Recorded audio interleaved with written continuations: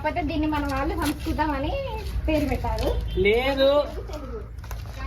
సంస్కృతాన్ని భాష ఎట్లుంటది, హిందీలాగా ఉంటది అది.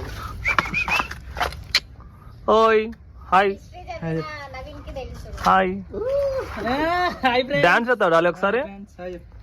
చెప్పింది హాయ్ హాయ్ హాయ్ ఫ్రెండ్స్ అను.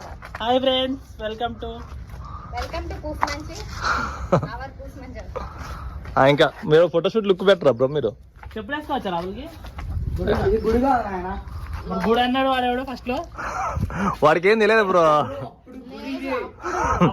అప్పుడు కూడా ఇప్పుడే గుడే గుడిలో పోకూడదు చెప్పులేసుకొని. నువ్వు ఎట్టపోయింది చెప్పు చెప్పులేసుకొని.